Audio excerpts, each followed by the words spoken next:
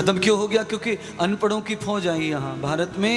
मोहनजोदड़ो की सभ्यता आई, वो प्योर अनपढ़ थी, अंगूठा छाप। उसने ही चारों तरफ अंधविश्वास फैला दिया। उसका हम आज तक शिकार बने बैठे हिंदू होकर के। सिंधु की सभ्यता से हिंदू शब्द का जन्म हुआ। हम तो हिंदू थे नहीं, हम तो आर्यों की औलाद थे, हम तो राम की औलाद थे। किसकी?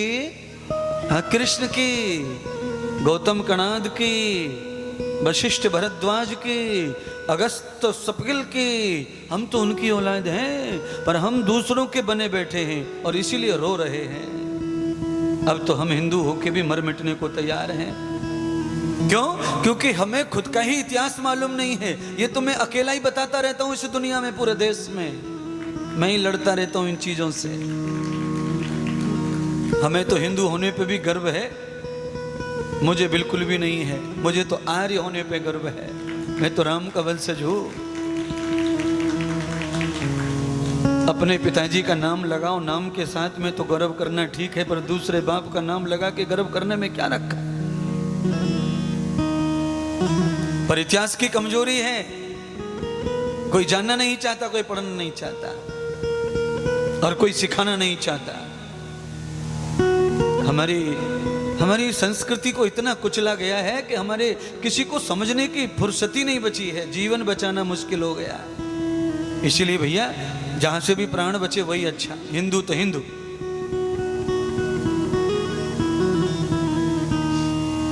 जान के भी अनजान बनते हैं तो नाराजगी लगती है, दिल को गुस्सा लगता है।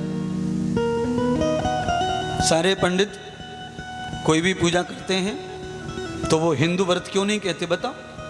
आर्य व्रतांतर्गत क्यों कहते हैं? ये पंडितों से पूछा जाए कि नहीं सवाल? यही तो धर्म रक्षक हैं, यही इतिहास रक्षक हैं, यही ज्ञान के स्वामी हैं, यही समाज के मुखिया हैं। इन्हीं से समाज टिका हुआ है।